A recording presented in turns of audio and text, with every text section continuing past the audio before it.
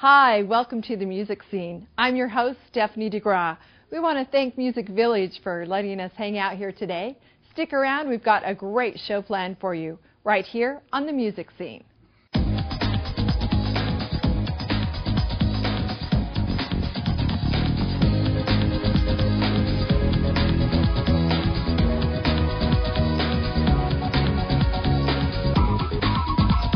Hi, you're watching the Music Scene. I'm your host, Stephanie DeGraw. Today we're really excited to catch a couple of the band members, Less Than Jake, while they're here in Salt Lake, and we wanted to find out a little more about what is inspiring to them and life on the road. You were telling me earlier some of the things were pretty funny, but before we get into that, I'll have you both introduce yourselves. Yes, I'm Chris Dockin. How you doing? I play guitar and sing for the band Less Than Jake.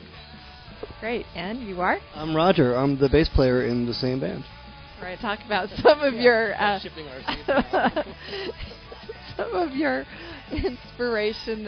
When you started out, I think it was 1992, and you were over in Gainesville, Florida. And what was the main reason you guys formed a band in the first place? Booze, beer, and chicks. All right, the three basics. Absolutely. We just formed a band like anybody else did. We just wanted to play music, and we gelled together, and we learned that we could write songs relatively easy together. And Gainesville is a college town. There was tons of parties and different houses that would throw concerts and stuff, and some punk rock clubs that we just started playing in, and we would eventually started taking weekend trips to Daytona and Orlando, and bought a van and started touring. Kind of went from there, I guess. And you've been on the road now quite a while, and you've got a lot of miles under your belt because you've been touring since '92. And tell me some of the thoughts you have on. I had read somewhere that you're thinking about going back to your roots. Maybe we could start in 1992, the type of music you played then, and any other directions you've gone to, and then where you're at now musically. Well, I don't think you could ever really go back to where you're at. That's a difficult thing that people sometimes say. We're going to go back to that time. A lot of times in music, it's a headspace. It's not, it's where you were at 18 or 19 or 20. You're not going to be there when you're 30. Well, let's talk about something a little off subject here. Like when you're on the road, you're hungry. What do you like to eat? We're talking about food on the road? Well, it's a typical pizza kind of situation at these shows. It's like every day there's pizza that shows up, and that's the main staple, I would say. Well, and they feed you. You come to play, they feed you. But when you're out on the road, do you sometimes have a favorite place if you can find it? I'm into Taco Bell, I'm not going to lie. But you can't drive the bus through the drive-thru. And then sometimes, if they're closed, then they won't let you walk through the drive-thru, and then you have to deal with all that. It's not like being at home when you can just jump in your car and cruise around. You have to give up a lot of those luxuries when you're on tour. So there you go. I didn't realize that. That's true. Well, some of the other things I was wondering about, as far as musically, when you're on this tour, you were telling me about Denver, and you're just driving out in the middle of nowhere because of the weather and everything. Do you ever find random things that inspire you to write songs when you're out driving around on tour? That's what you do. You go out and it's life experiences. If we weren't here, we'd be home and we'd be writing about those things. So yeah, certainly, I think there's things out here that give you inspiration to write. I was wondering, for some of the people that are out there and they're wondering how can I get started, what are some of the keys? I'm sure perseverance is some of it, but what advice could you give people out there? If I was in a young band, I would immediately quit and sell all my gear because there's way too many bands out there. There's guys that are way more talented than you are, and it's just really not worth it. This seems like kind of awesome on the outside, but after 15 years of smelling him, you start to kind of go, man, we really gave up a lot to do this. So. Oh, come on, I'm sure there's some perks, huh? Married, we don't have any kids. We're lifers at this. Okay, we're living a filthy, dirty lifestyle out here. Okay, kids stay in school. As a matter of fact, live with mom and dad till you're 30. There's always a fridge full of food. Might have to hear them have sex once in a while, something weird, but they'll pay the electricity. Really good advice. Live with your parents as long as you can. Go to school. Forget this rock and roll mythos. This whole thing as a whole. But if you are in a band and you really do want to do it, just don't let anybody tell you what to do with your music. That's the best advice I can give you. Try to retain your own publishing and your own creative control, because as soon as someone else steps in and says, "Oh, you should change your music like this," if you start playing that game, you're not going to have any fun. And it's not really you, is it? No, it's not us at all. We're very much like, this is what we want to do, and that's it. So let's talk a little bit about how you describe your music to people that maybe aren't familiar with it. Crappy, noisy, average.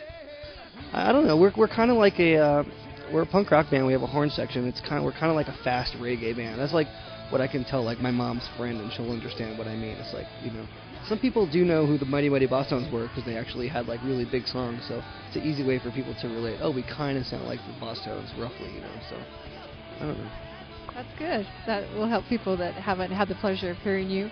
And I'm sure you've got a website if you want to tell everybody about your website. Yeah, it's lessthajake.com. We also got MySpace and Facebook and all that good stuff. Pure Volume site, and I Like site. We're all over the web. She left the good-looking part out. You're so talented. Oh, my gosh. We have done an interview. Nope, don't want to do that either. Well, we've had a lot of fun talking to Les and Jake.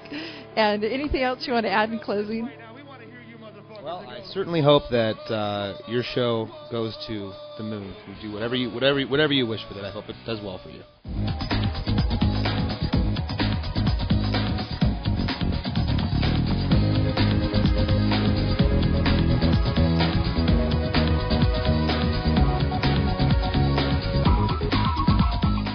Hi there, I am Roger. I'm Chris. We're from Les and Jake. Keep it right here on the music scene.